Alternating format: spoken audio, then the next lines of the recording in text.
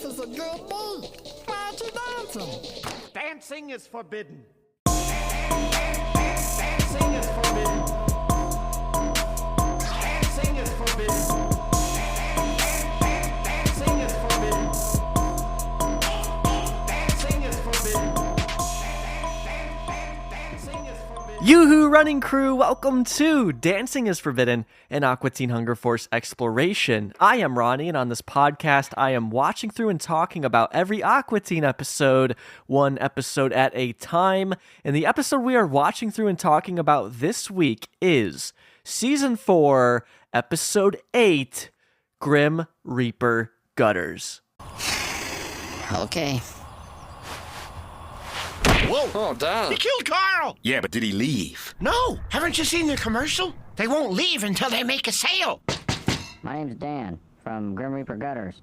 I won't leave until I make a sale. Grim Reaper Gutters making its Adult Swim debut on November 19th, 2006. And in this episode, an unusually persuasive and annoyingly persistent gutter salesman interrupts an otherwise charming discourse on good times and good friends. And Grim Reaper Gutters is an episode I definitely saw back in the day around the time that it aired, but all I remembered in this one is that there's like Tera Patrick eating a corn dog and that there's a Grim Reaper character in it. And when watching it back for the podcast, I was surprised by how much this episode is trying to do, but at the same time, how little it's doing, because this is a slice of life episode. It's really just the guys standing around and talking, similar almost to Global Grilling, the previous episode. But they are having a bit of a gimmick here in that the first half of the episode is supposed to be like a clip show episode, but of course in Aqua Teen fashion, they just completely turn it on its head. So don't worry, this isn't like just a complete clip show kind of episode. And then the second part of the episode, they kind of ditch that, and then they bring in this Grim Reaper Gutters character, they bring in Tera Patrick. It's just crazy, and I'm really excited to dive into this one. But of course, before we can do that, we got some other stuff to talk about first. Our Aqua Teen news this week, there's really nothing, again, as you would expect, as the new season just came out last month. But I will tell you that Aqua Teen art director Bob Pettit is on Instagram now. If you're already over there, give him a follow, because Bob does giveaways of original Aqua Teen concept art back from when they made the episodes. And I assume that he will do some giveaways on there as well. So give Bob a follow, link to his Instagram in the description, as always. And I will tell you this, I don't know how much I'm supposed to say, but Bob, he's getting an Etsy shop together, and he sent me one of the shirt designs that he has, and it is so freaking cool. I'm so excited for you guys to see what Bob is up to. So, hey, give him a follow on there. It's the same on Twitter, Pettit_art.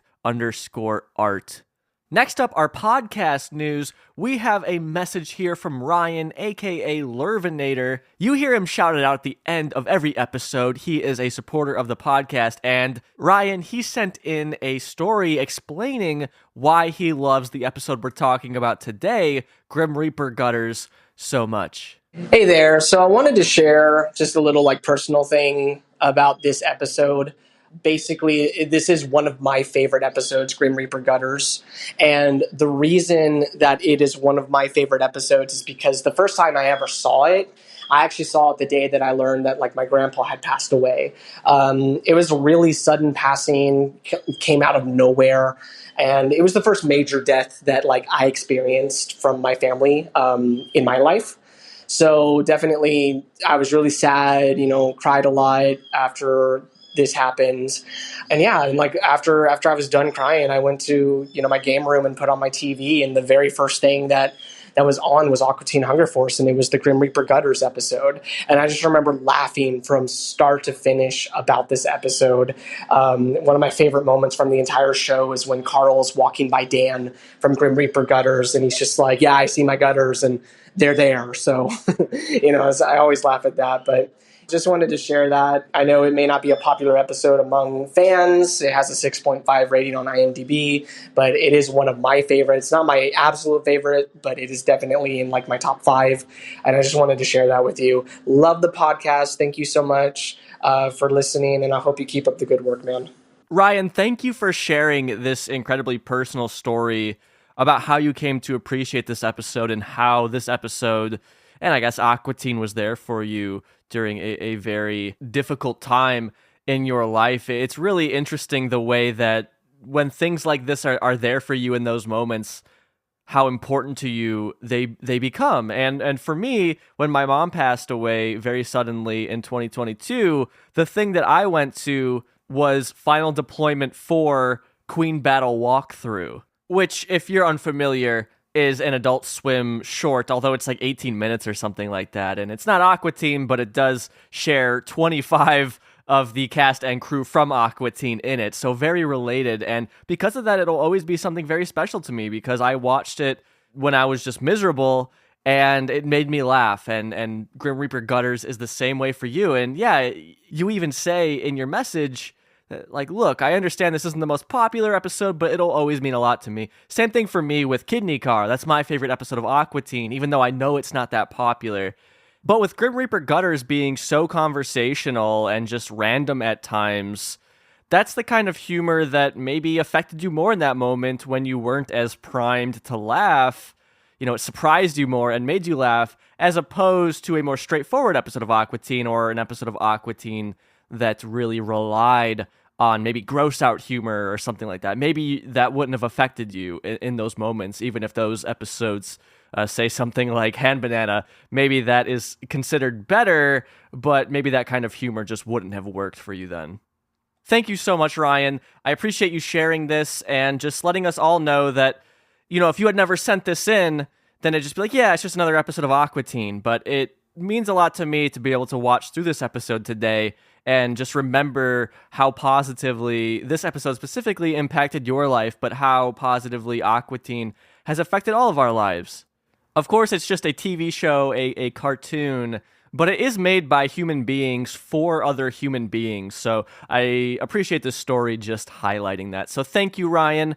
If you would like to send in your own voice message to potentially be played 9 months later like Ryan's was, then you can head on over to speakpipe.com/dancingisforbidden, or just check these show notes. There's a link right there for you. So what do you say we hop on over and see what in the world was going on the week that Grim Reaper Gutters premiered? Let's go see it. I want to party with that pop culture.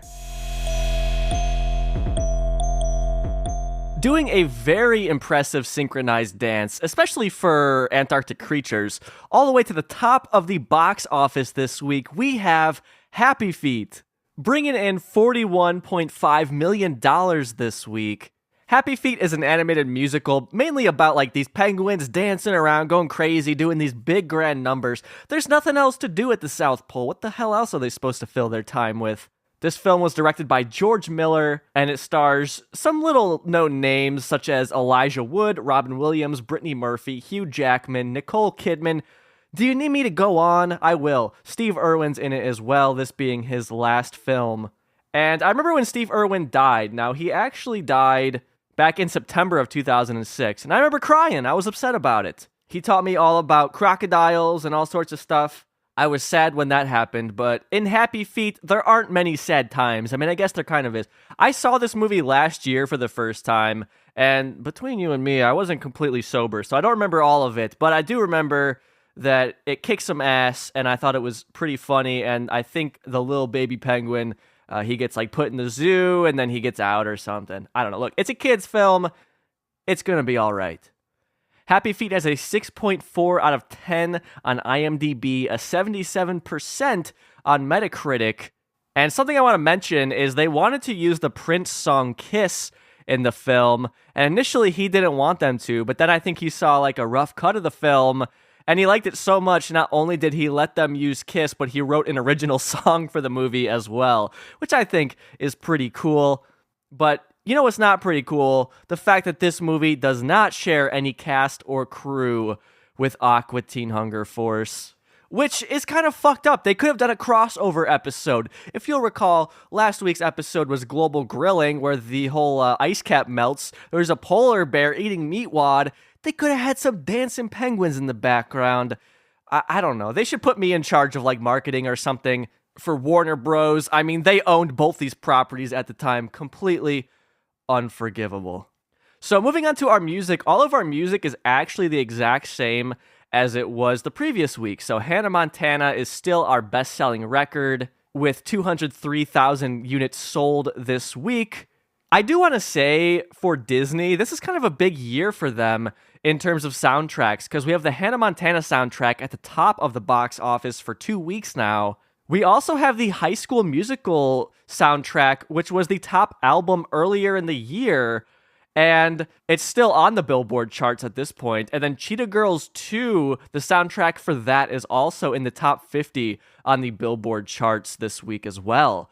So Disney selling a lot of music this year, and I really have to wonder how that compares to other years, because I feel like these are a lot of significant Disney releases, particularly with Hannah Montana and High School Musical, that I don't remember seeing any time after that, really. So I'm not sure. I guess we'll have to keep our peepers out as we continue to deep dive through the pop culture. But on to our top single this week. Again, it is My Love by Justin Timberlake, and our top alternative single is Welcome to the Black Parade by My Chemical Romance. So let's move on to our video games this week.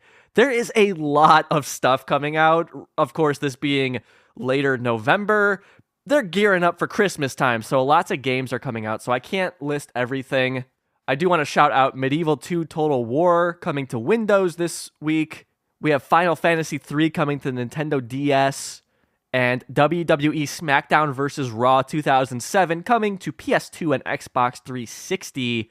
I wasn't watching wrestling anymore at this point, but I do recognize all of the people on the cover for this game. We have big Triple H front and center, looking strong as hell. He's all sweaty or wet or something. Then we see Rey Mysterio, John Cena, Tori Wilson, and Batista there. And Batista now going on to be a big movie star. But moving on to a couple games I want to comment on. Also coming out this week, we have Dead or Alive Extreme 2. Which, if you're unfamiliar with those games, okay, it's a beach volleyball game, but also you're like this scantily clad girl, and everyone else is as well, and like your boobs jiggle around when you hit the ball. That's what's going on here. This is a game that I don't think that we needed, and I guess this specific title, Dead or Alive Extreme 2, seems like we didn't need because it got bad reviews. And that's not really because of the concept, because their first game did very well, but the second game, not so much. I guess the game was too similar to the first one, but they didn't really improve on anything.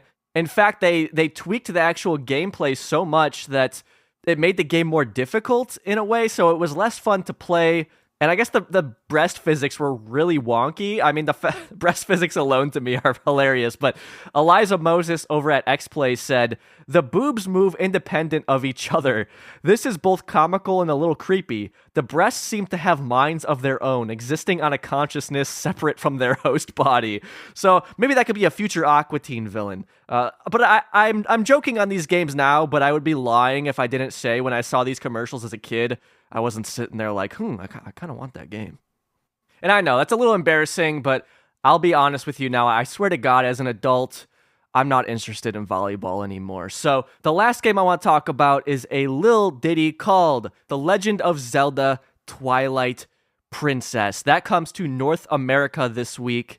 And this is actually a launch title with the Nintendo Wii, which is also coming out the exact day that Grim Reaper Gutters premieres. So on the day that Grim Reaper Gutters comes out, the Nintendo Wii comes out also with The Legend of Zelda Twilight Princess.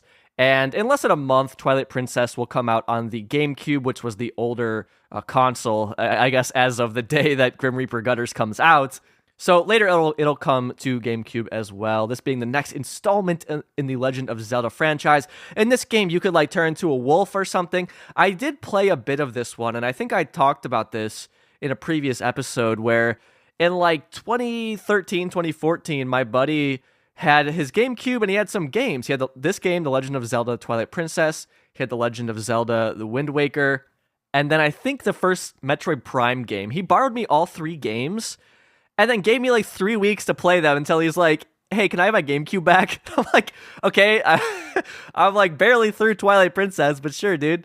Like, I don't know why he gave me so many games if he didn't even give me enough time to beat one. But so yeah, I have a little bit of experience playing this one. I really liked it. when it comes to the Nintendo Switch, if it does, I definitely would pick it up and play it. But yeah, that is Twilight Princess and the Wii coming out not only this week in our Aqua Teen timeline, but also this exact day that the episode premieres. So all right, it is November 19th, 2006, and you just bought a Nintendo Wii. You brought it home. You're so freaking excited. And then you turn it on, it doesn't work. It's broken. You can't play it. You're going to have to return it tomorrow. Well, shit. Guess you gotta watch TV instead. Let's put on Adult Swim and see what's coming on tonight. So, the first thing you see, as always, it says, Adult Swim may contain material that parents might not find suitable for viewers under the age of 14. Yada, yada, yada. Who cares? Let's get on with it here. What's our first bump tonight? Greetings from the heartland of the United Mistakes of America. New. That's all you need to know about this consortium of shenanigial opticals.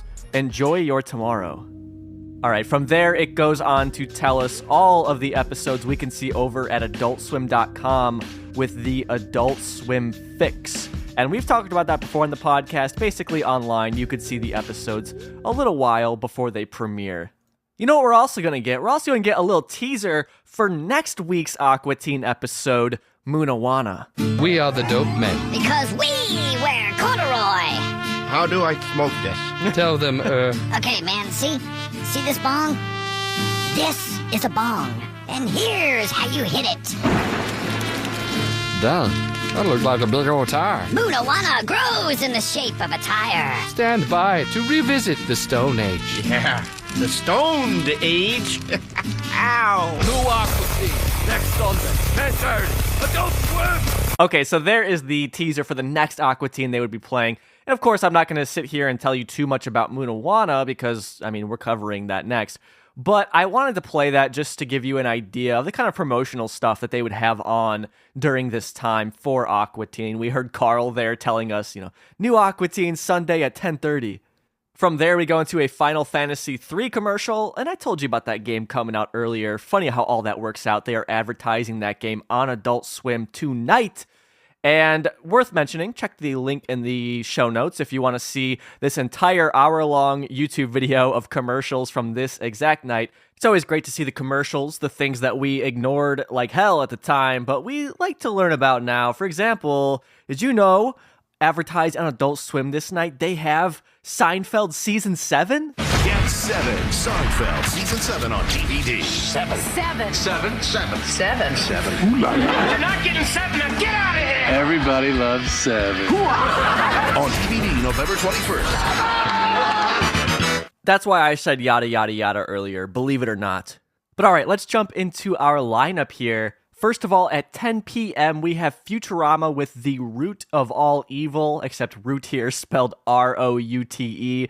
You could see that Futurama's writer room, they're putting their Harvard degrees to good use. That is not a new episode, as Futurama is not in production right now. At 10:30 p.m., we have our show, the episode we're talking about today, Aqua Teen Hunger Force with Grim Reaper Gutters. And then at 10:45 p.m., you guessed it, another Aqua Teen with The Shaving. Willie Nelson. I was driven here by the villagers. The villager. Yeah, and that's a great story. See ya. Of course, we talked all about that one on the podcast already. So moving on to 11 p.m., we have Family Guy with Saving Private Brian. And I remember that episode because that's one where Chris starts his own band or something, and then Marilyn Manson is supposed to be in the episode. It's not actually Marilyn Manson doing the voice, but they have him in the episode, like a drawing of him and somebody else voicing him. And I was really excited for that because my mom and I were huge Marilyn Manson fans, especially around this time. So that was so cool to see they had Marilyn Manson on Family Guy. But again, not really him. And of course, worth mentioning that Marilyn Manson turns out to be a real piece of shit. But you know what? If you're surprised by that, then you must not have been paying attention. So that Family Guy episode, as usual, it is new on Adult Swim tonight, but it initially aired a few months previous on Fox. 11:30 p.m., we get Robot Chicken with Book of Corin. Looks like we have Paul Rudd on that episode, so Probably a good time. That is a new episode. 11:45 p.m. we get Metalocalypse with Death Kids, that being a new episode. And looking at the pictures from this one, I feel like I saw this episode. So that's what makes me think that I saw Grim Reaper Gutters this night as it aired as well. So moving on, our next 4 episodes are all new, so I'll just tell you when we don't have a new episode. How about that? Moving on at midnight, we get Squidbillies with Burned and Reburned Again. 12:15 Moral Oral with Love. Moral Oral at this point in its second season. This is season 2, episode 2. And this one, Oral gets a dog, and then he becomes worried because he's like, oh, I think that I love my dog more than Jesus. And in typical Moral Oral fashion, Oral has to give up the dog, and they basically, I assume, kill the dog in the episode. So pretty grim stuff, as always, from Moral Oral, but done in a funny way. After that, 12:30 a.m., we have Frisky Dingo with Emergency Room. 12:45 a.m., 12-Ounce Mouse with Corndog Chronicles. And that title, applying to this episode of Aqua Teen we'll be talking about today. After that, 1 a.m., we are moving into our not new episode territory with our final 2 of the night. The Venture Bros with Guess Who's Coming to State Dinner. And at 1:30 a.m., Stroker and Hoop with How to Get Dead in Advertising, a.k.a. Caged Rose. So that's our lineup tonight. Futurama, Aqua Teen Again, Family Guy, Robot Chicken, Metalocalypse, Squidbillies, Moral Oral, Frisky Dingo, 12-Ounce Mouse, The Venture Brothers, and Stroker and Hoop. There is a bump from this night that I do want to address. Let me play you the music, and of course, I will read you the text over it. Dear Adult Swim, Hand Banana. Everyone loves him. We need Hand Banana shirts, Hand Banana something. Adult Swim says, here. And then it's just a still. There's just stills of Hand Banana from the episode. Then it says, trace that. So, kind of Adult Swim's philosophy, right? There's so many great things they could make with all of these wonderful characters from Aqua Teen, but they choose not to. Shocker, huh? And then before we jump into discussing Grim Reaper Gutters, I have a little behind-the-scenes story for you that you might find interesting. So today I was like, all right, let me try AI and see if I can get it to, like, pull all these episode plots that we're talking about here. It'd be kind of cool just to see if it could pull it all for me and put it in one place, right? Well, of course, surprise, surprise, it sucks. It's not good at all. Everything it tells me each episode is about is completely false. But the Aqua Teen ones are a little amusing, so I will read them to you. So for Grim Reaper Gutters, it says, Grim Reaper finds a new way to make money by cleaning gutters with the souls of the deceased, which of course is not what this episode is about. And then for the shaving, it said, Master Shake and Frylock attempt to shave each other's backs, leading to hilarious mishaps and near-death experiences. So what I found amusing here is, of course, these are both completely wrong, but for Aqua Teen Hunger Force, like if you had never seen any of these episodes, you'd be like, okay, I could see it. I could see that being an Aqua Teen plot point. So AI, a little amusing here, but still no goddamn help to me. Let's jump in, though, and discuss Grim Reaper Gutters, because I won't leave until I tell you all about this Aqua Teen episode, so let's just do it. Check it out, check it out, y'all, check it out.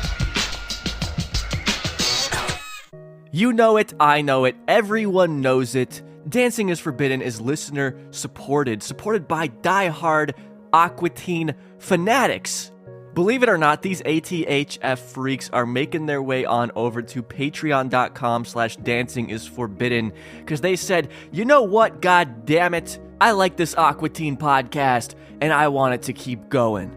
Those Moonmasters who support the podcast every month at the $5 and up tier get access to all of the exclusive episodes over there on the Patreon, like the Space Kataz coverage, Baffler Meal coverage, even 9 episodes covering the 2007 film. That's over 30 hours of exclusive episodes over there, which in my opinion is pretty badass. You know who else thought that was badass? You heard him earlier in the episode. Ryan, aka Lurvinator, he found his way on over there to the Patreon. He signed up at the #1 in the Hood G tier. And because of that, Lurvinator, if you give the Grim Reaper my promo code of Dancing is Forbidden 69 420 69, you will get 3% off of your next gutter purchase. Now, that code is for Lurvinator only, so if you heard that, don't use that code. Yeah, I could have just emailed it to him, but this is easier for me, so that's what I did. Lurvinator, thanks for signing up over on the Patreon. I hope you like all the stuff over there. And you know what? I hope you like this Grim Reaper Gutters episode, because I know it's one of your favorite episodes. You know what? That's why I'm shouting you out in it. Big brain move, 10,000 IQ. That's some Wayne, the main brain McLean shit, if I've ever seen it. Coming up next, Aqua Teen Hunger Force. Grim Reaper Gutters making its Adult Swim debut on November 19th, 2006.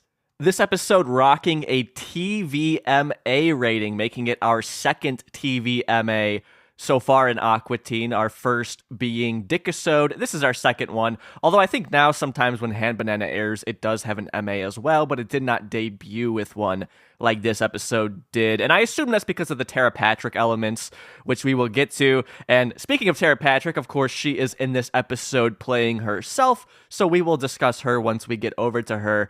And playing the Grim Reaper here, we have our friend, Aqua Teen editor, producer, occasional voice actor, Ned Hastings, who we will talk a little bit about when he shows up too. And you know what? I think we're going to be talking about Ned again, and it's going to be actually right now, because this episode is edited by Ned Hastings. But Ned's not working alone editing this one. On the assistant edit, we have Lear Bunda, this being his first time involved with Aqua Teen from what I can see. And then Lear will go on to be a full-fledged editor in later seasons of the show. I think like 5 through 9, basically. And he also works on other Matt and Dave shows like Squidbillies, 12-Ounce Mouse, and even Soul Quest Overdrive.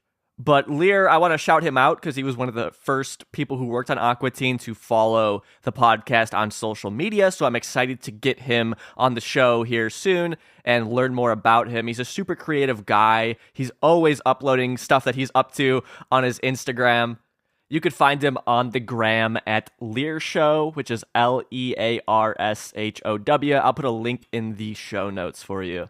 Definitely check his stuff out. He's got some pretty funny videos up there. Before we dive in, I do want to loop back around and say that we have Dave Willis on this one as Meatwad and Carl, Carrie Means as Frylock, and then Dana Snyder as Master Shake.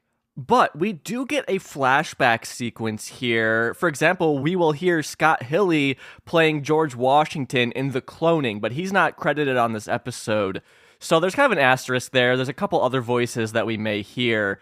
So I do want to mention that right now. And of course, we will hear past performances from the main Aqua Teen voice actors. Starting the episode off after the intro, we get 18 seconds of silence. We open in on Shake sitting on his chair, and then Meatwad's just on the ground by the chair, and Shake and Meatwad are kind of just looking at each other, but nothing's going on, and there's 18 seconds of that, so I'm not going to play it because it's just silence, but it's very funny to see this going back to the guy's Space Ghost Coast to Coast roots, where they would play with silence a lot in this way. And this is probably the biggest section of silence in Aqua Teen up until this point. After that, Shake is going to pull out a crossbow with a flaming bolt and point it at Meatwad, very similarly to Season 2, Episode 23's The Cloning. And then they kind of make a reference to that as they're talking about it. Meatwad doesn't flinch in this instance. Although worth mentioning in The Cloning, he's kind of pointing the crossbow at the TV, then he blows the TV up in that episode. But yeah, they'll talk about this, and then they will get a flashback to Season 1, Episode 8's Revenge of the Moonanites, and we will see when Frylock has double vision there, he's trying to shoot his lasers at the Moonanites, or his energy ball, whatever, to destroy them, but he misses due to his double vision. He hits the Aqua Teen's wall, and we see Shake looking at a porno mag in Frylock's room. So all of that will be referenced in this long clip. Remember, this is after 18 seconds of silence of these characters just looking at each other.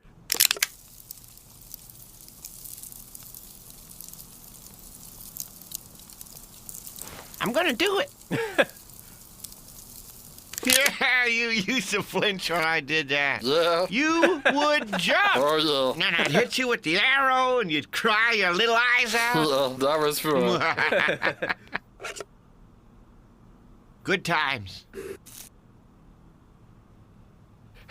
I remember that one time you was in the bathroom with that magazine, except we ain't got no bathroom, so, you know, and we don't know what you was doing. I'll show you stars. Take this. Great, good shot, buddy. What I'm doing in here is private. Oh, man. Back then, I was so self-conscious about my body. You know, Frylock wanted to fix that hole, but I said no. And now, I like it when people watch. I still can't figure out what you're doing with yourself. Yeah.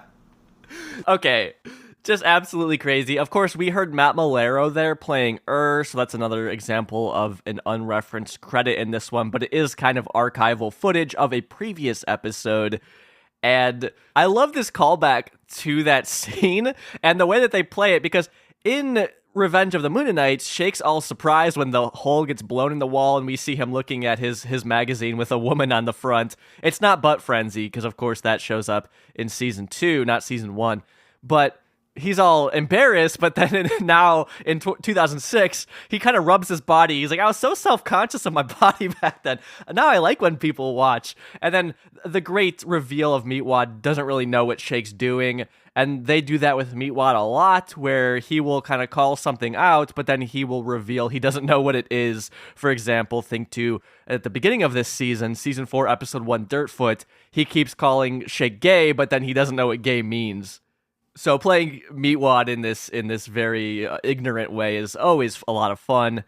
A reference to the Aqua Teens not having a bathroom, although I must point out season 2, episode 4's supercomputer, where we see Meatwad in the shower next to Frylock's room. You know what my guess is? Okay, here's a fan theory for you. My guess is they have a bathroom next to Frylock's room, but Frylock hid it or something because he doesn't want the other guys using it because they don't clean up after themselves and they just make a mess. So that's my guess, that Frylock just has his own personal private bathroom that Meatwad used before but forgot about because he's Meatwad, he's a dummy. That's my theory. We're going to cut back in now to this conversation, and the beginning of this episode is very slow, but it does ramp up as the episode goes on, so the entire episode is not like this, but we still have the two fellas here. They're having a conversation. They're catching up. So what's up with you? We don't ever talk anymore. What is up with me? Well, I got me a leaf mulch. Really? That's interesting. Yeah, and, it comes with the warranty. It's got 3 different, settings on it. Yeah. I ain't got no money for gas. I spent pretty much all the money on the leaf mulcher. Don't talk to me about gas. So, yeah. Probably gonna have to sell the leaf mulcher. Yeah. This, to me, screams like something that Dave Willis actually did. Like, he did buy a leaf mulcher, and this probably mirrors a conversation that Matt and Dave actually had, is my guess.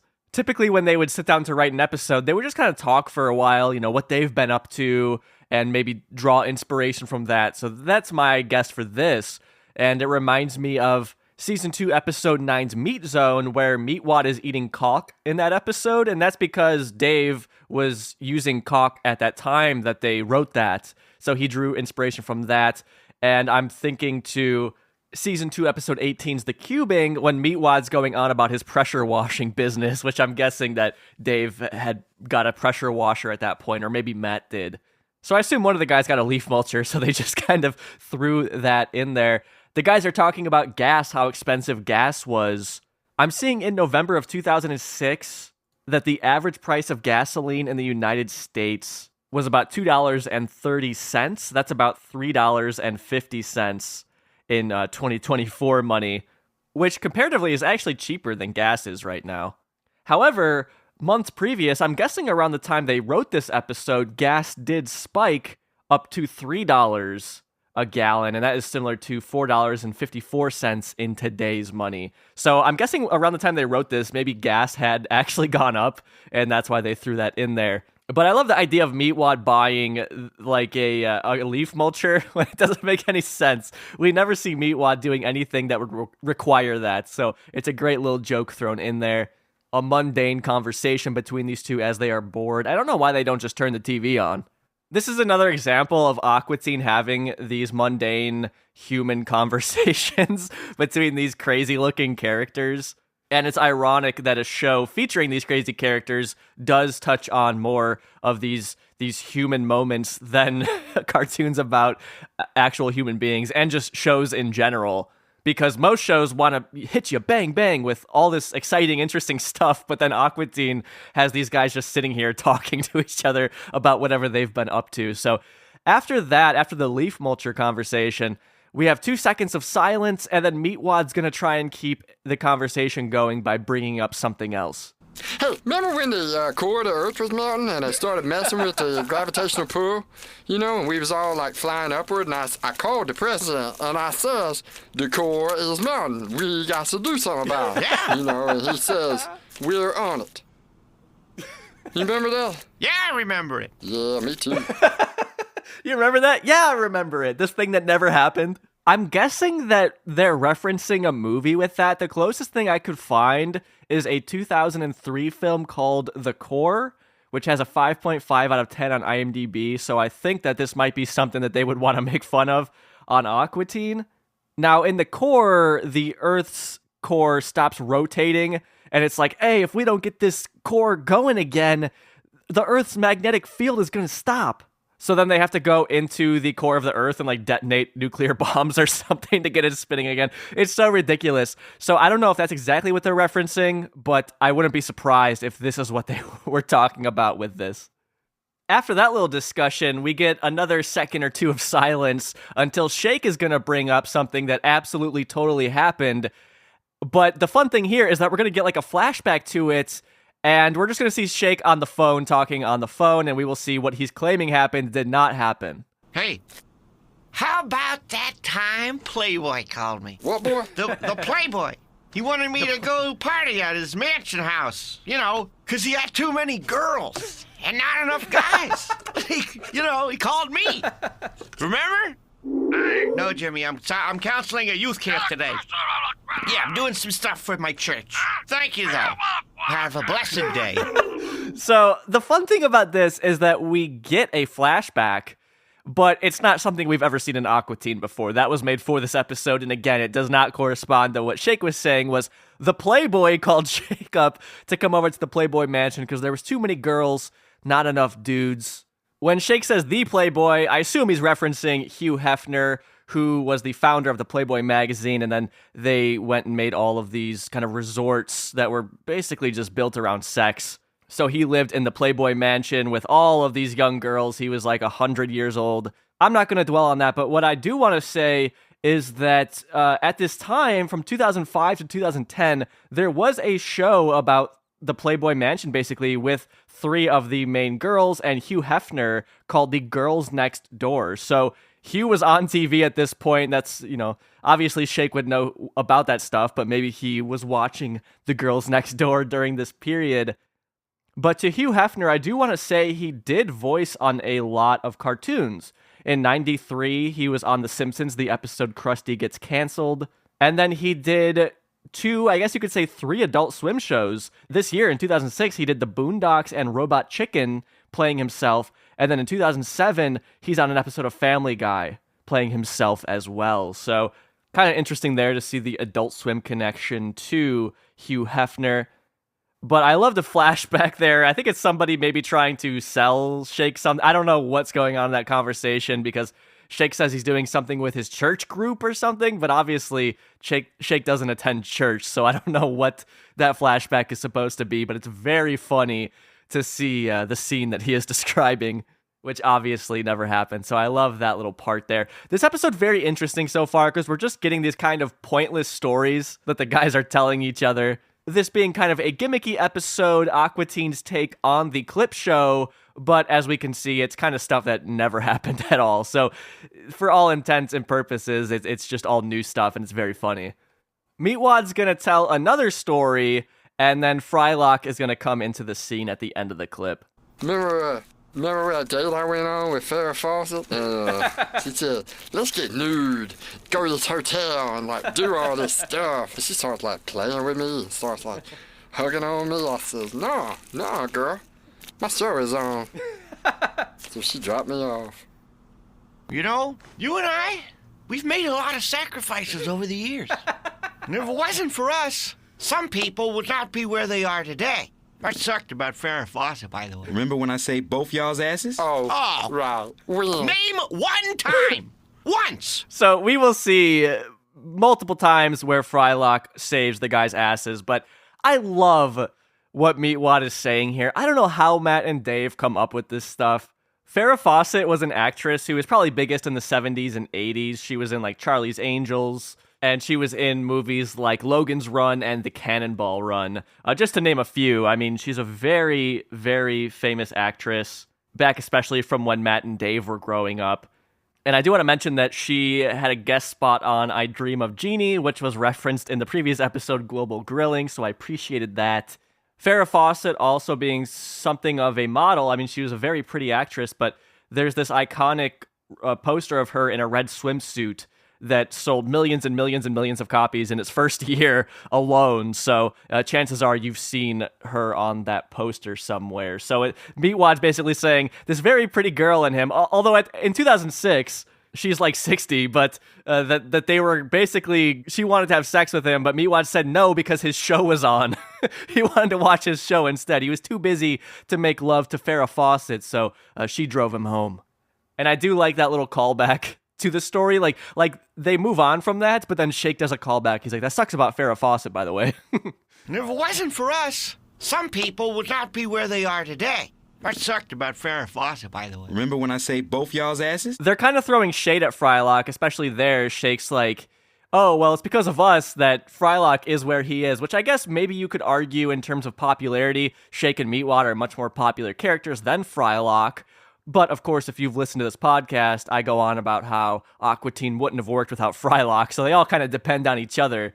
But regardless, they're throwing shade, and then Frylock's like, well, I've saved your guys' asses so many times, and I like how both of Shake and Meatwad are like, oh, yeah, when? When did that happen? You know, Frylock, the only one actually with powers who accomplishes anything in the show. From there, we're going to get a really cool sequence of 24 episodes where they're claiming Frylock has saved the Aqua Teens. Now, I'm not going to play this audio because they're playing the Party All the Time music with a visual montage, and then there's some audio clips cutting in, but without being able to see it, I don't think you'll get a whole lot from that. So I'm not going to play it, but we will talk about it here. So like I said, there are 24 episodes that they show here where Frylock supposedly saved the day, although many instances that is not the case. Going through, I'm not going to tell you episode numbers on these. I'll tell you the season, but not the episode number, because there's so much to talk about. So the first thing that we see is from season 1. We have Escape from Leprechapolis, and we see Frylock blowing up the Rainbow Machine, claiming that he saved the day that way. And I wouldn't qualify that as Frylock saving the day, because we see at the end of Escape from Leprechapolis, Carl gets his house ripped out of the foundation by the Rainbow Machine. So somehow the leprechauns fix it and then continue to use it. So I wouldn't say that Frylock saved the day there.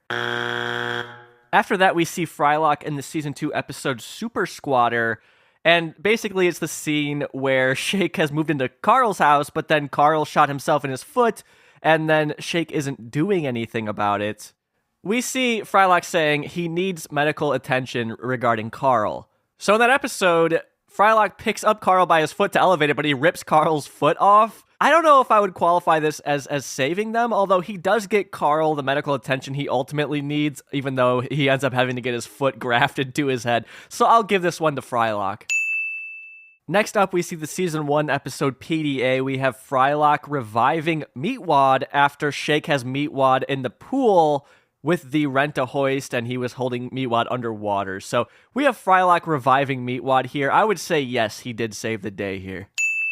After that, we see the season 2 episode Frat Aliens, where Frylock is lighting the rocket that DP is strapped to, and he's trying to send him back to space, but he just flies right into Carl's laser grid and gets annihilated. I wouldn't say that Frylock saved the day because the Frat Aliens aren't really a threat, so I'm going to have to say no on that one. The next clip is from the season 2 episode Super Birthday Snake, where Frylock is blowing up Nathan Scott Phillips with Meatwad and Shake inside of him, which of course kills Meatwad and Shake. But also, that part of the episode didn't actually happen. It was all VR. So I'm going to have to say no regardless, because either best case scenario, he just didn't do anything there. It was all a simulation. Worst case scenario, he actually killed Shake and Meatwad, which is the opposite of saving them. We see Carl in the clowning towards the end of the episode when he has the the balloon shotgun pointed at himself, and he wants to kill himself because he's nonverbal at this point. All he can do is squeaking noises. And then Frylock freezes him. I'm going to say, I don't know how to address this one, because Carl doesn't get saved here. We see, they go ahead into the future where the Aqua Teens are all old, and then Carl falls over and breaks. But at the same time, that maybe was the best course of action to freeze him, although he didn't actually do anything with him after he froze him. He just kind of left him there. So actually, I'm going to say no. Frylock didn't save Carl in this situation. We then see the season 3 episode, Dusty Gazangas. It's the scene where Shake has all these pipes with, the gas coming out of it, and there's flames and stuff. And then Frylock puts it out with his power of he can also put fires out with this foam substance from his eyes. And I'll give Frylock this one, because he did put that fire out, which could have burned their house down. We then go back to the season 1 episode, Balloonenstein, where we see Frylock throwing Meatwad, who is covered in glass, into the ocean to try and pop Squirrely. But as we know, he doesn't end up accomplishing that in the episode, so I can't really give Frylock this one, especially because Squirrely doesn't get defeated anyways. The clip after that is from season 2's The Dressing, where Turkatron has passed out behind the curtains, and then Frylock and Meatwad are kind of carrying him away. I think in this clip, I wouldn't say that he saved them, but in that episode, Frylock does turn Turkatron into Hustlin' Tom Turkey, who he's supposed to be, which is not threatening and just a silly dancing mechanical turkey thing.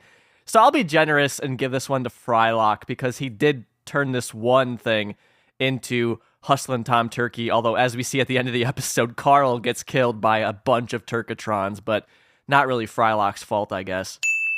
They then show MCP Pants getting blown up at the Pizzapotamus. And in that episode, he keeps saying how he's insane. He likes the liquid inside of people. So I don't know that Frylock saved the Aqua Teens' asses, but I think maybe a good call to blow up a giant spider with a diaper that keeps saying he wants to eat people. We get the season 2 episode, The Cloning, where we have George Washington coming out to give them a lecture about you shouldn't counterfeit money, and then Frylock blows him away with a shotgun. I'll say that he did save the Aqua Teens, because it's possible George Washington could have tattled on them, could have told the police that they were counterfeiting money, so they could have ended up in jail. The next example is from the season 4 episode, Boost Mobile, when both of the cell phones fall down the hole between the Aqua Teens' house and Carl's house, and then Meatwad's on the roof and pushes a boulder over onto them. I mean, you see Meatwad doing the heavy lifting here, but my guess is it was Frylock's plan, and he really did save them here, because Shake was in trouble with Boost Mobile, so Frylock earned this one. After that, we get a clip from the season 2 episode Universal Remonster, and we see Frylock just unplugging the cable splitter between the Plutonian ship through the Fargate to the Aqua Teens' house. It's hard to say if Frylock really saved their asses here, because he did stop the Plutonians from stealing their cable, but the Plutonians aren't a threat. So I'm going to have to say no, that Frylock didn't really save them here. If anything, it was the Universal Remonster causing problems. It wasn't the Plutonians watching their TV so much. We go to the season 1 episode Interfection, and we have Frylock in the same digital realm as the wizard, and we see him blowing up one of those pop-ups. But that episode ends with Shake basically still getting them in trouble with the wizard or whatever. There's still pop-ups at the end of the episode, so I can't really say that Frylock saved the day in that one. We go to season 2's Superhero, and we have Frylock exploding the worms, the radioactive worms that pop out of the crawl space into their house. And absolutely Frylock saved them here, so gotta give it to him. The next clip is of the very first episode of Aqua Teen, Rabot, and we have Frylock, he's sending Carl to the home, which really just throws Carl on his roof and hurts his back. So I'm going to say no, he didn't save anybody here. In fact, he hurt Carl for no real reason. We then go back to the season 1 episode PDA, where they're going to the Adirondacks to look for Shake's PDA, and then Frylock gets stepped on by the foot of this creature. We don't see the full creature, just its purple, almost chicken-like foot with radioactive-looking material on it. Frylock gets smashed there, and he doesn't save anybody. He just gets stepped on, and that's it, so no. The next clip stays in Season 1 with Mayhem of the Moonanites, where we have Frylock holding the Moonanites down on the ground on the pavement. And I would say, yeah, he saved the Aqua Teens' asses here because the Moonanites ultimately left them, for a little while at least. Keeping with the Moonanites, it shows us the Season 2 episode, The Last One, with all of the villains outside of Carl's house. We have Frylock just shooting some electricity out of his eyes, and that really gets Sunday, Monday, Tuesday, Wednesday, Thursday, Friday, Saturday to leave them alone, so I'll give it to him. We go to the Season 2 episode, Super Sirloin, poor MCP Pants again getting killed. I said in the Season 1 MCP Pants episode that Frylock did save them by killing MCP Pants because he still seemed a little evil. Here it's just sad because MCP Pants is like, oh, I'm going to go and get my GED and turn my life around, as Frylock is having him go to the slaughter. So I'm going to say no, Frylock didn't save them when MCP Pants was in his cow form because he seemed to kind of mellow out and wanted to just live a normal life. We go to the Season 3 episode Robo-Sitter, where Frylock is killing the Robo-Sitter in the meat juicer machine. So yeah, he did save the Aqua Teens, although he did create the Robo-Sitter, but he did save them from the Robo-Sitter as well. 3 more clips to go. So we have the Season 3 episode T-Shirt of the Living Dead, where Frylock kills the Easter Bunny. Frylock didn't save anybody here. The Easter Bunny was trying to offer help for Santa Claus. Yeah, it was dumb help. He's like, why don't you just give him a chocolate Easter Bunny or something? But killing him isn't saving anybody, so no. We have the Season 3 episode Video Ouija, and we see Frylock exploding BillyWitchDoctor.com. And again, Billy Witch Doctor wasn't causing any harm or anything like that. He was trying to help them. Yes, he sucked at his job. He was just messing around. But he wasn't really a threat. And our last clip, the Season 2 episode Revenge of the Trees, when Frylock kind of explodes the trees, and then he ends up grabbing Carl and running out of the burning forest. Yes, Frylock saved Carl in this case, and Shake as well, because he was also going to go to jail. Tree jail, that is. All right, so 24 examples of Frylock saving the Aqua Teens' asses, and my conclusion is 12 times he actually did, and 12 times he did not, or even made it worse. And at times I was generous to Frylock. And some of it is him saving Carl, who isn't in the room, who isn't having this discussion. So does that really count? I don't know. But there you have it. 24 clips, 12 actual examples of Frylock saving them. I think he proved his point. We're going to kind of get a reveal that they were watching this on their TV. So Frylock actually made this video himself to show the guys. Like, I guess in his head, he was keeping track of these things, or at least trying to. And Meatwad's not going to be impressed with this. And Shake, you can give him all the evidence you want. He's never going to believe it. Ah. You put the whole thing to rock music, huh? That never happened. You clearly altered this. Oh, you think I did, huh? Yes. And I'm beginning to think that you moved me where you were. Oh, really? I seen you with that computer that I bought. Shake saying that he bought Frylock's computer. We will get to that in a moment, but I love that Shake's saying, like, oh no, you swapped us, like Shake was the one who saved them or something like that. Absolute nonsense. Of course, these clips are not edited. They seem to be ripped right from the episodes. I couldn't see any sort of difference from the actual episodes with them. I love Meatwad kind of pointing out Frylock being petty. He's like, wow, you set the whole thing to rock music. Like, you really sat down and made this, didn't you? But you know what? I don't blame Frylock, considering he is saving them a lot of the time. He seems to be the only one bringing in money, and he gets no appreciation for it. So keep doing your thing, Frylock. We're going to get a really fun bit of Aqua Teen lore now, something that you wouldn't expect because this doesn't happen a lot. But Shake, in the previous clip, was claiming that he bought Frylock's computer. And like most things that Shake says, especially in this episode, you assume he's making it up and it's fake, right? Well, we're going to get a flashback to them getting Frylock's computer. So in a way, Shake wasn't completely lying, although we will see when it came time to actually pay the bill, he didn't follow through. But this is a bit of a long clip because we have a few jokes built on it, and I didn't want to split that up. So what's going to happen is Meatwad will allege that Shake said something. Shake will say, I never said that. Well, Meatwad, he's got receipts. He's going to play back some video footage of his own. Remember when I bought you that computer? But this one is only $199. I mean, it has everything I need. Oh, come on. This is the one. And it's only $3,099. We can't afford that. You can't afford not to have this. Listen, I will afford it for you because I want you to have it better than I had it. Right now. I don't know how we're going to pay for this. That's for me to worry about. And remember when I got the bill? No, I sure don't. Where the hell is Shake? He says, I'm moving to Mexico till all this bill business chills out. I have never said that. I've never even said those words. Oh, really? I'm going to Mexico until all this bill business chills out. You can't prove that I said that. Oh, yeah? What do you think it is? I'm going to Mexico until all this bill business chills out. I have hidden cameras everywhere. FYI, I was in Jericho growing pasta for poor children. That's how much I think of myself. You couldn't get a dog to do that. A lot going on in this clip, obviously, but the main thing I want to mention here is I love all these kind of flashbacks to things that we've never actually seen in the show. So again, yes, it's a flashback, a clip show episode, but it's not just being lazy like most flashback episodes, because most flashback episodes, it's because contractually they had to deliver X amount of episodes, so they'll take the easy way out and just do a flashback episode to previous ones because that's cheaper to produce for the production.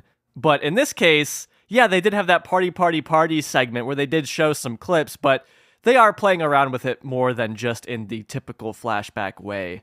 So to get to one of these new flashbacks, we do see when Frylock was buying his computer, and you would imagine this took place at some point before the Rabot episode, so this being a rare sneak peek at the time before the show, I guess. And we see the Aqua Teens at an electronics store. The name is Techno Hut, I guess a portmanteau of the Techno Hut. Frylock's computer is $3,099. At least that's the one that they pick out. And I want to say, it looks like Frylock's computer, but it has this like LED trimming all along it. So I'm not entirely sure what the story about that is, because Frylock's computer does not have this sort of LED trim on it. But we see some other items there, like speakers, other monitors, things like that. Maybe the idea is that Frylock returned the computer after Shake didn't pay for it, but I crunched some numbers. Let's say that they went to that store in January of 1999. Let's say that's when they went and bought that computer. $3,099 in 1999 is $5,785 in 2024 money, just to give you an idea of the computing power that Frylock is packing. The turn of events with the whole Master Shake going down to Mexico till the bill business chills out is absolutely crazy and so Aqua Teen. Because, okay, the first time Meatwad says that Shake said that, it's actually in the flashback of Frylock getting the bill for the computer. And then we cut to modern time in the Grim Reaper Gutters episode where Shake's on the chair. He's like, oh, I never said that. Then we flash back to presumably before Frylock gets the bill for the computer, where Shake did say that. Then we go back to the Grim Reaper Gutters episode where Shake denies that. And then Meatwad in real time plays the footage. So it's very convoluted, but just very silly. They keep hitting this same joke 3 times, but it gets funnier every time because it just gets a little bit more absurd. Going back to Lurvinator, aka Ryan here, Ryan reached out to me on Instagram some time ago with a little bit of information about this line. Ryan says, "Hi Ronnie, I wanted to point something out for the Grim Reaper Gutters episode. When Shake says, I'm going down to Mexico until this bill business chills out, I believe that's a direct reference to a line from The Simpsons. In Season 4, Episode 4, Lisa the Beauty Queen, Otto causes an accident at the school fair. Once the accident happens, he says, I'll be in Mexico till this whole thing blows over, and runs off. Could be a complete coincidence, but I wouldn't be surprised if this line was a nod to The Simpsons, and just wanted to share it with you in case you hadn't recorded the podcast for this episode yet." So thank you again, Ryan, for your contribution here. And from looking it up, I mean, I think that's a reasonable assumption to make because this is like a golden era Simpsons episode.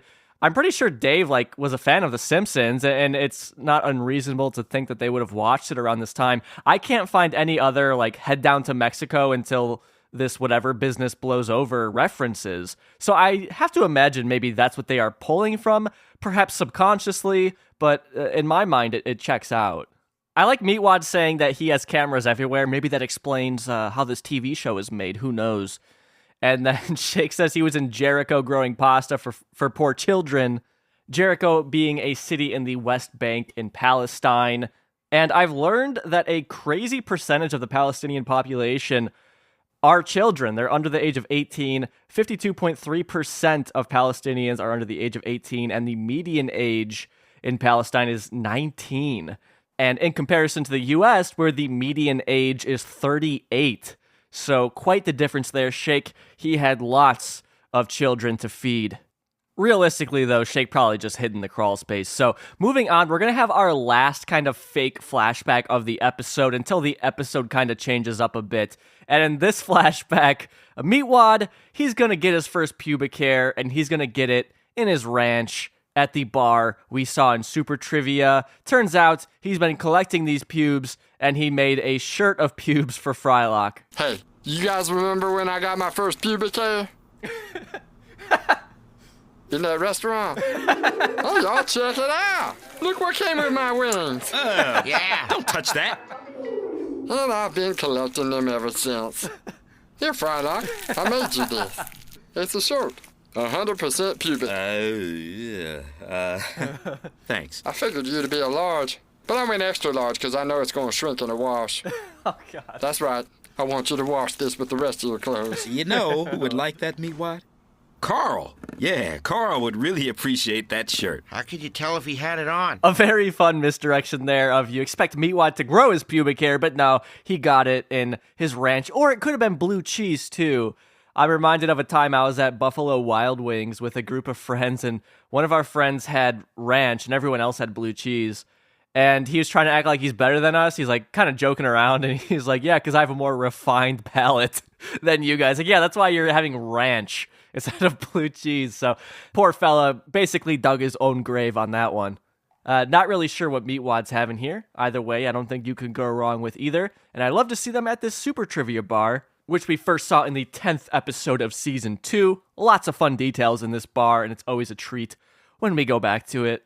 But of course, there is the fun asterisk of, well, in Super Trivia, it turns out the bar was a figment of Wayne's imagination, but it is possible that Meatwad found that pube in the imagined bar, back before it was revealed it wasn't real. I don't know. This pubic hair shirt, another detail that I remember from this episode from the first time that I saw it. It's so funny. And honestly, it's gross, but it's a little sweet that Meatwad tried to make something for Frylock, as he does from time to time. He's made Frylock sunglasses before, so not new for Meatwad to make a little gift for Frylock. And it's oh, well, you should give that to Carl instead. And then Shake makes a comment how could you tell if he was wearing it? Because Carl is so hairy. But you know what, speaking of Carl, why don't we give him a call and see if he wants to come over and hang out? Carl, what's up? Nothing. Why you call me here? I made you a shirt, man. Oh, wow. How thoughtful. You know what? I made you a shirt, too. Let's see, without the R part. Get it? I made you a shirt. Come get it before it sinks. Had a lot of meat last night. Yo, Carl's crazy. I love Meatwad. He smiles. Carl's crazy. I like that Carl has another lame joke this episode, similarly to Global Grilling, where Meatwad asks Carl how he likes his tube steak.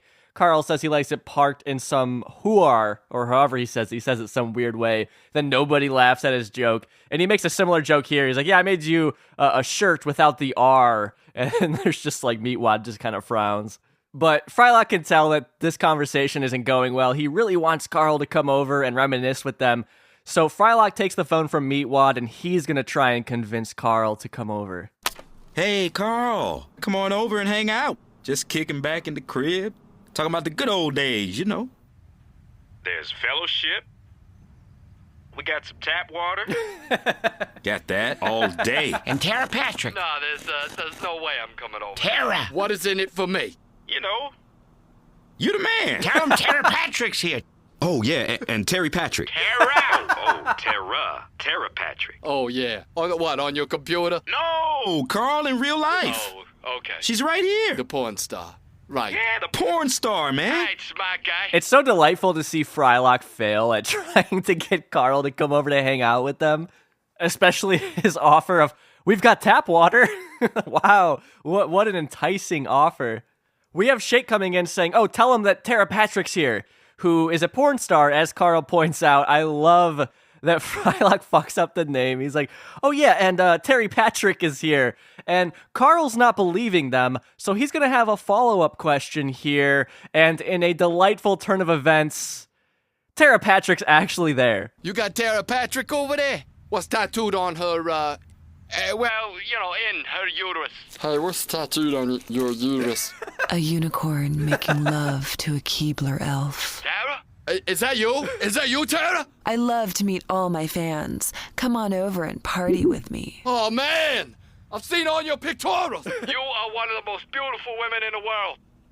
You know, spread eagle. Tera, give me your phone. How'd you get her to come over there? We just called her.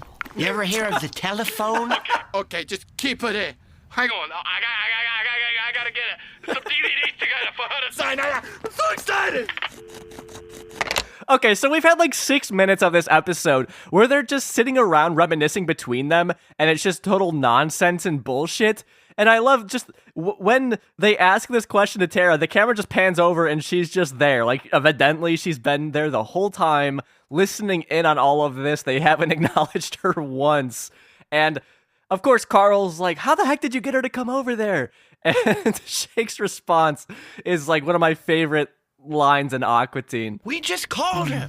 You ever hear of the telephone? Okay. I do want to mention, when Shake hangs up the phone, it's almost shocking because he just kind of places it on the table. That's it. He hangs it up and puts it down, as opposed to every other time where he basically throws the phone on the ground and it explodes. I mean, that even happened in the previous episode.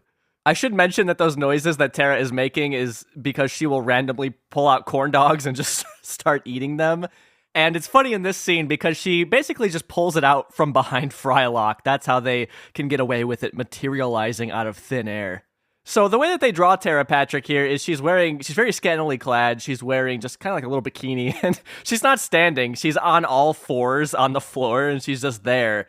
And that is Tera Patrick doing the voice. So Tera Patrick, she is a porn star, and I did a lot of research this week just brushing up on all of her films. No, I'm kidding. I had to say that joke. So I think this is where I learned about who Tera Patrick was in this episode of Aqua Teen all the way back when. But at the same time, I don't know that I've come across her any other place, so this might have been the only place that I've ever heard about Tera Patrick. According to Tera's Wikipedia page, she stopped performing in the adult industry in 2008, so 2 years after this episode aired. And I do want to mention to her Wikipedia page, under her appearances section, the very first thing there is her appearance in this episode of Aqua Teen. But it looks like now Tera's living in Italy with her daughter, although she is American. And we do have footage of her recording this line. So in the booth, she's eating a hot dog. So she is chewing on stuff for these lines. We'll hear more lines from her going forward in the episode. I'll put a link to the video in the description here. It's not like super intriguing, so I'm not going to play it here. There's no like real behind the scenes look. You just see them recording the line, and that's kind of it. But I think shows a really cool sense of humor that she was down to do this episode of Aqua Teen. And I do want to say, if you are going to be eating a corn dog or a hot dog, Tera Patrick is somebody you might want in your corner because she actually has an EMT certification. So if you do start choking on that corn dog, I think Tera would be able to save your life in that situation. And speaking of saving a life, we're going to figure out why the Aqua Teens want Carl to come over, because there is a menacing figure outside. We're going to get a slow kind of reveal of a terrifying Grim Reaper creature outside, but instead of holding a scythe, he's holding a gutter. You think he knows why we really want him to come over here? He don't need to know nothing.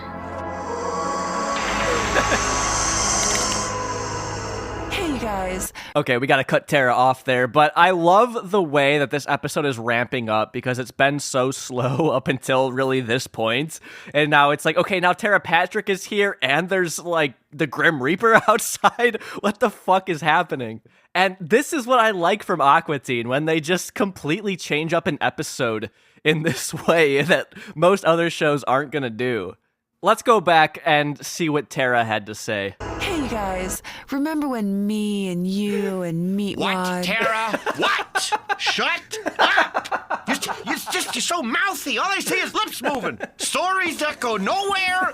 Will you please just keep eating your corn dog?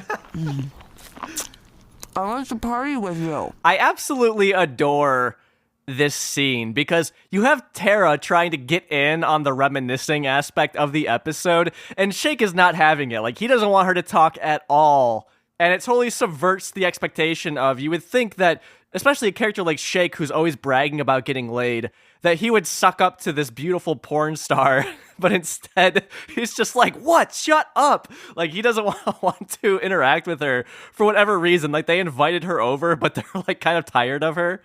In my mind, it's just brilliant that the only one who really seems to see her as a sexual object is Carl, who's going to rush over to try and see her. But the other three Aqua Teens, like, they're just kind of chilling out, but Shake's kind of a douchebag to her. I don't know. It's just a very fun setup.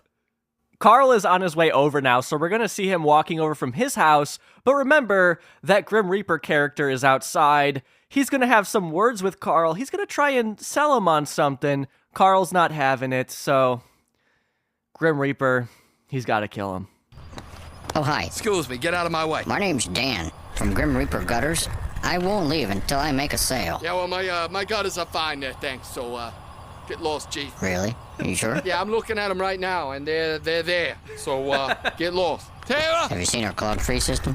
It safely routes roof runoff, leaves, and debris away from the home, while tastefully accenting your roof line and soffits. Look, man, I told you no. I don't know how many times I can say it. Okay, but, topsoil can't erode from heavy runoff. Well, you know what? It's not even an issue because I'm gonna pave my yard tomorrow, okay? Tera! Well, there's no need to do that. What's this door locked? It's a Tera! free estimate. Hey! We can have our factory The door trained is locked! professional out Let here me tomorrow in! to take a look at it. I said no! Okay. Whoa! Oh, damn. He killed Carl! Yeah, but did he leave? No! Haven't you seen the commercial? They won't leave until they make a sale. So, I'm sorry, I just... The way that this episode just turns towards the end is so funny. So we have that back and forth there.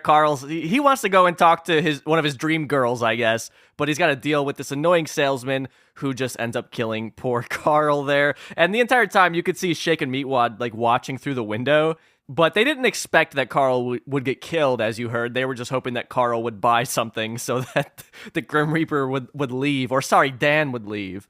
And Dan, voiced by Ned Hastings, editor on this episode and a million other episodes of Aqua Teen. Most notably, he played himself in Super Trivia as the trivia host, but we've heard his voice a ton on the show up until this point. And if you haven't heard my interview with Ned right here on this podcast feed, do check it out. He is one of the pivotal members of Aqua Teen Hunger Force, of the production crew, I guess, for the show. But let me pull the clip for you where we talk a bit about this episode.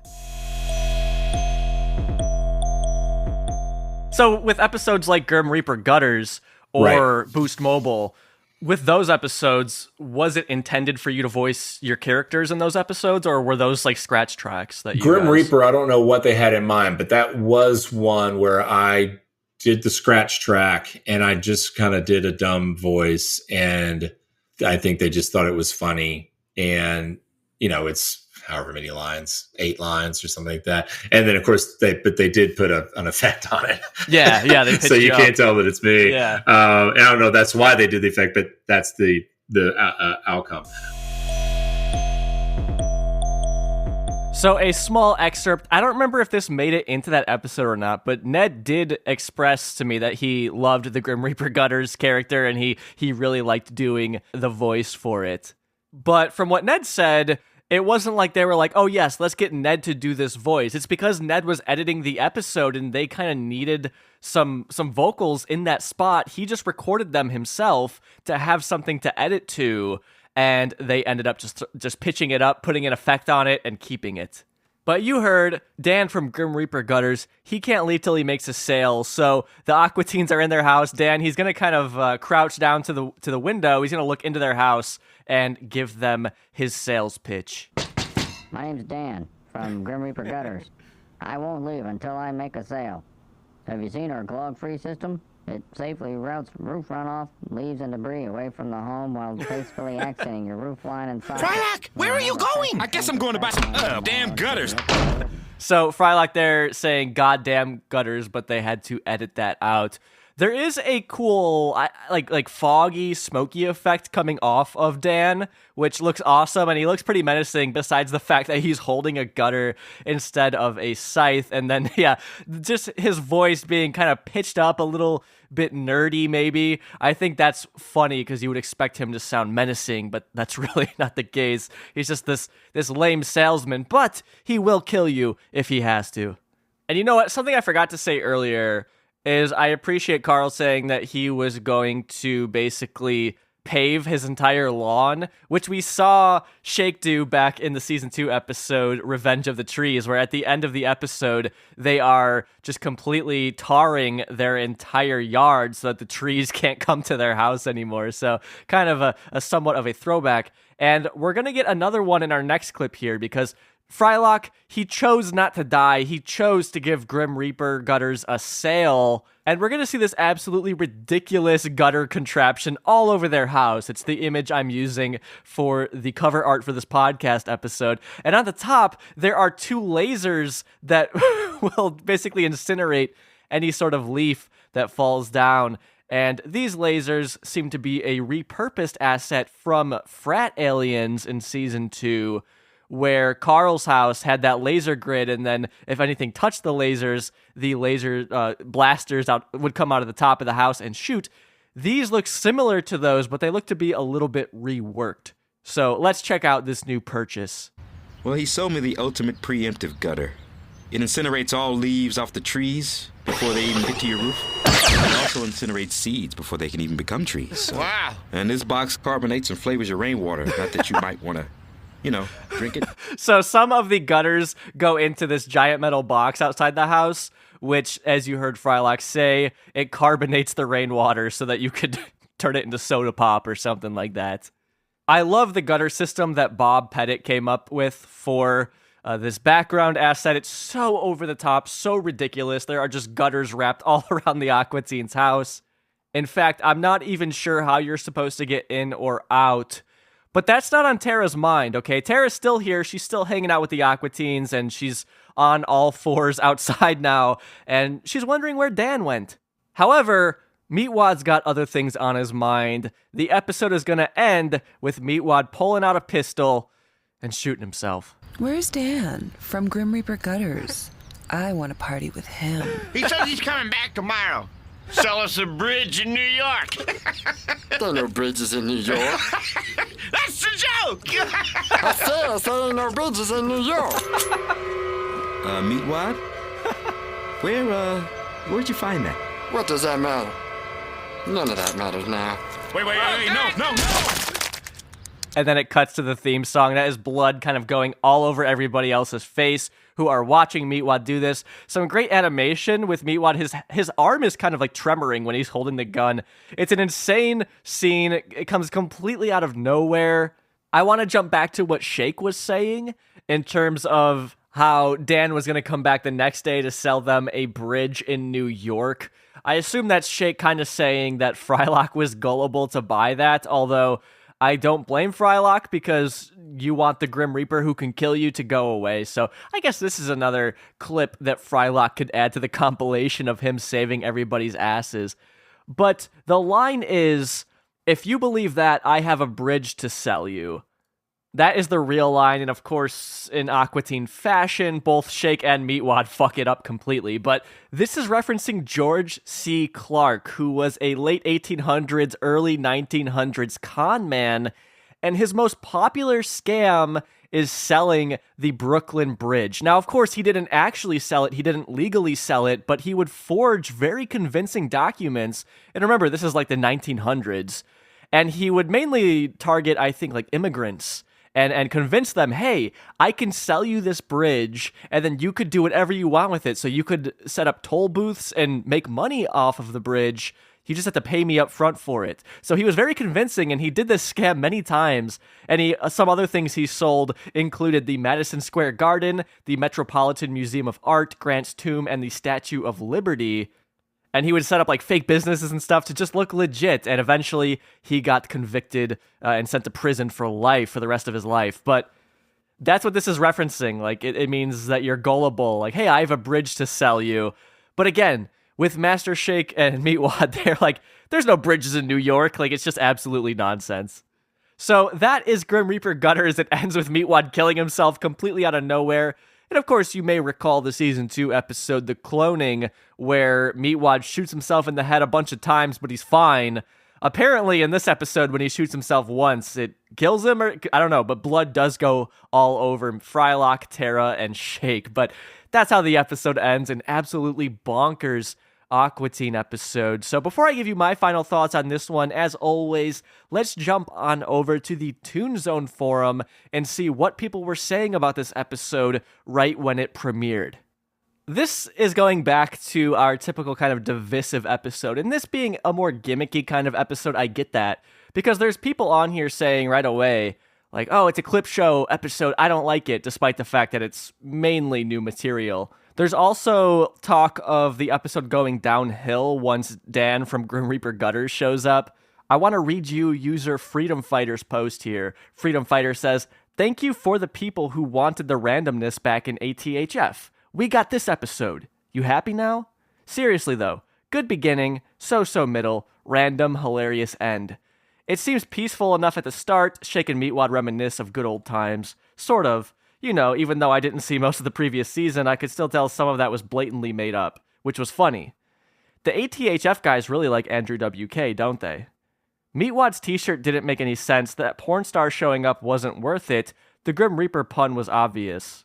And then we're suddenly in talk of ultimate preemptive gutters, then Meatwad pulling out a gun, threatening to shoot everybody before purposely shooting himself. I mean, really? Random. WTF? And why ain't they no bridges in New York, Meatwad? Why? Grim Reaper Gutters, 7 out of 10. Now, I'm going to Mexico until all this bill business shakes out.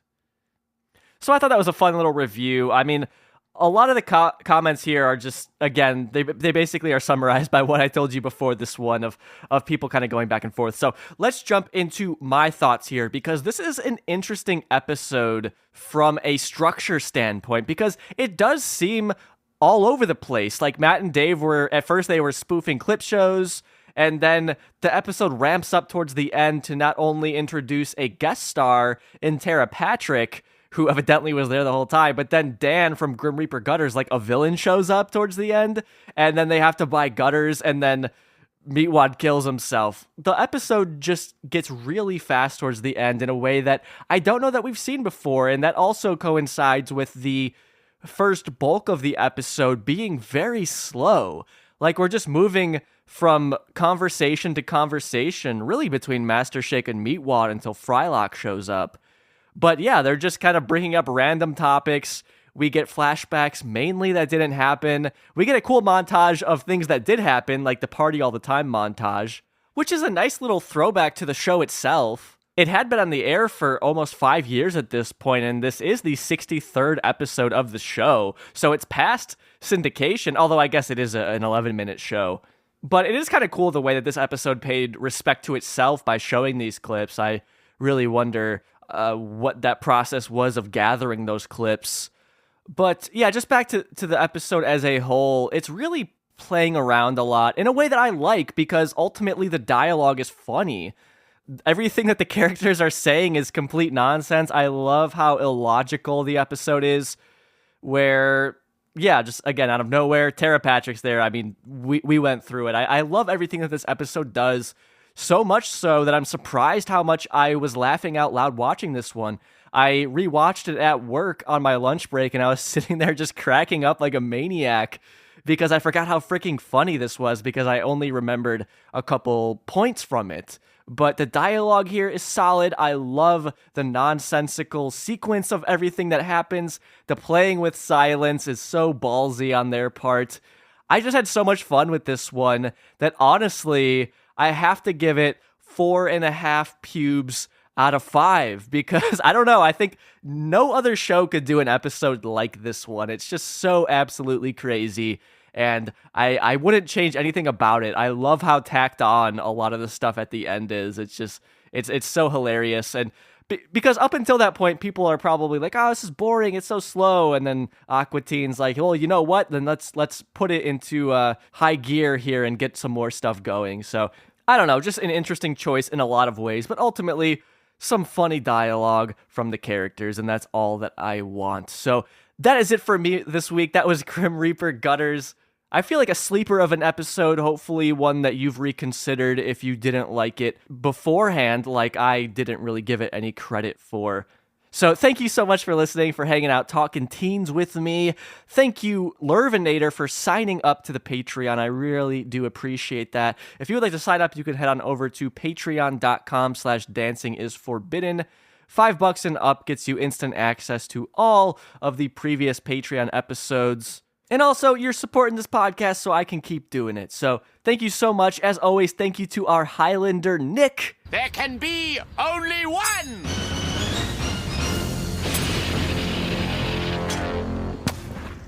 There's only one time so far in Aqua Teen Hunger Force where a woman is hanging out with the Aqua Teens and she genuinely seems like she's having a good time. Just like there's only one Nick. And of course, shout out to our number one in the Hood G tier supporters, Sean, Ian, Captain Buford, Robinson, Jason, Carl, Lesher, Tone 69, Empower 706, Swimwiki, Lurvinator, Tegan, Thorin the Grumpy Dwarf, Garrick, and Caleb. You guys could come over and drink some tap water any day of the week. I'll see the Moonmasters next week when we dive into another Adult Swim show. Looking like it's going to be 12 Ounce Mouse, but we'll see what it is. Until then, keep it cool, take it easy. Bye-bye.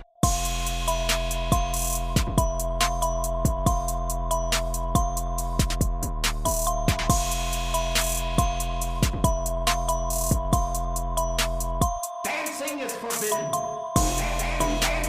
Dancing is forbidden. Grim Weeper? What the fuck? I love the Grim Weeper. Or, no. What if he's just crying all the time? He's the Grim Weeper. He's so sad. All right, time to make this fucking podcast. Grim Reaper Gutters making its Adult Swim debut on November 19th, 2006.